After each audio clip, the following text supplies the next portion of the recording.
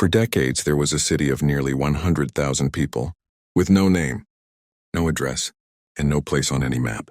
Welcome to City 40, a place so secret even its own residents were erased from existence. Let me give you coordinates. 55.7 degrees north, 60.7 degrees east.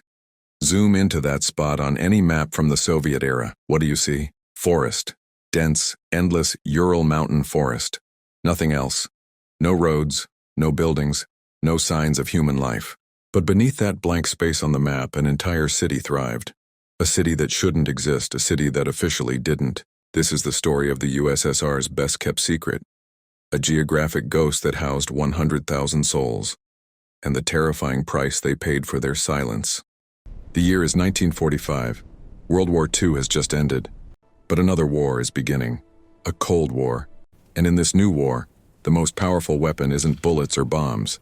It's the atom. The Americans have just obliterated Hiroshima and Nagasaki with nuclear fire. Stalin watches in horror and envy. The Soviet Union is suddenly, dangerously behind.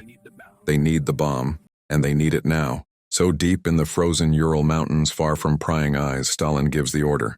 Build a city. Build it fast. Build it in total secrecy. They chose a remote location, miles from civilization, surrounded by taiga forest and winter that could kill you in hours.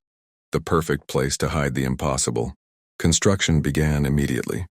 Tens of thousands of workers, many of them prisoners, were shipped in by train. They built factories, reactors, apartment blocks, schools, hospitals, an entire functioning city carved out of the wilderness. But the city had no name, only a code, Chelyabinsk 40. Later, it would be called Ozyorsk, but for decades it was simply known as Object 40, a secret. The mission was clear. This city existed for one purpose only, to build the Soviet atomic bomb, to match the Americans, to ensure mutual destruction. And the people who lived there? They were about to make a deal with the devil. Here's where the story gets strange.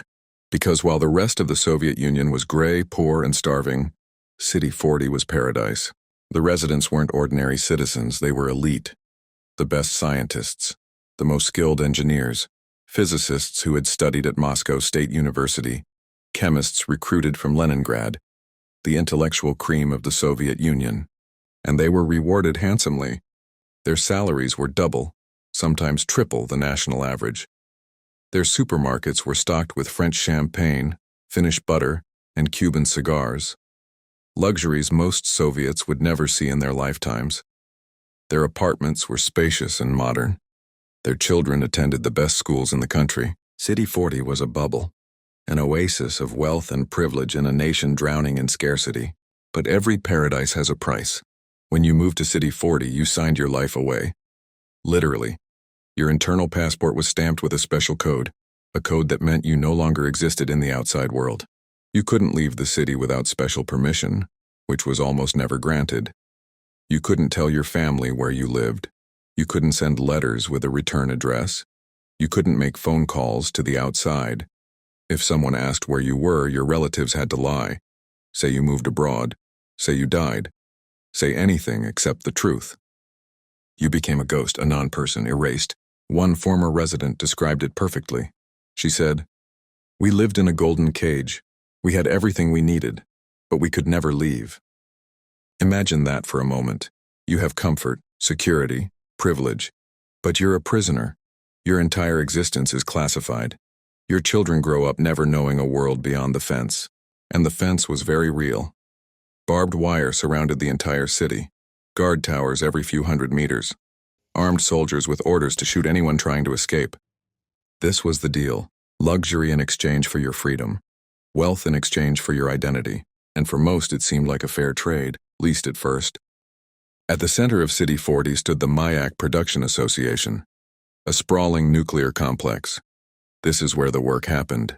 This is where plutonium was refined, where the bombs were born. But weapons-grade plutonium doesn't come cheap, and the price wasn't just paid in money.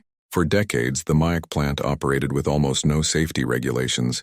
Nuclear waste was dumped directly into the environment, into rivers, and into a small, unremarkable lake called Karachay. Lake Karachay. Remember that name because this lake is now the most radioactive place on Earth. From the 1950s onward, Mayak used Lake Karachay as an open-air nuclear waste dump. Millions of curies of radioactive isotopes, cesium-137, strontium-90, plutonium-239, poured directly into the water. By the 1960s, the radiation levels were so insane that standing on the shore of Lake Karachay for just 1 hour not get you sick, kill you. Within weeks, your organs would fail, your cells would dissolve, you would die in agony. And yet the residents of City 40 were never told. But it gets worse.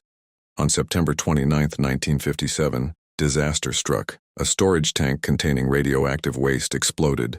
Entire villages were evacuated overnight, bulldozed, erased from maps, just like City 40 itself. But the people living in City 40, they were told nothing. No evacuation, no warnings, no protective measures. They kept living, kept working, kept sending their children to school. All while invisible poison soaked into their bones. The Soviet government classified the disaster, buried the reports, threatened scientists with execution if they spoke. The world wouldn't learn about the Mayak explosion for 30 years, and the people in the golden cage, they just kept smiling, kept pretending everything was fine, because what choice did they have? The Cold War is over. The Berlin Wall fell. The Soviet Union collapsed. You'd think City 40 would finally be free. You'd be wrong. Today the city is officially called Ozyorsk. It has a name now. It appears on some maps. But it's still a closed city. Still restricted. Still hidden. Russia has 42 of these closed cities. They're called Zados, closed administrative territorial formations. Most of them are nuclear cities, secret, isolated, forbidden. Ozyorsk is one of them. You cannot enter without special permission from the FSB, Russia's Federal Security Service. No tourists, no journalists, no random visitors. Even Google Maps blurs parts of the city. Satellite images are deliberately degraded. Street view doesn't exist. It's 2026 and City 40 is still a secret, and 80,000 people still live there. So here's the question that haunts me. Why do they stay? The Soviet Union is gone, the Cold War is over. Technically, they're free to leave now, but most don't. After 3 generations of isolation, the outside world feels alien. Dangerous, unknown.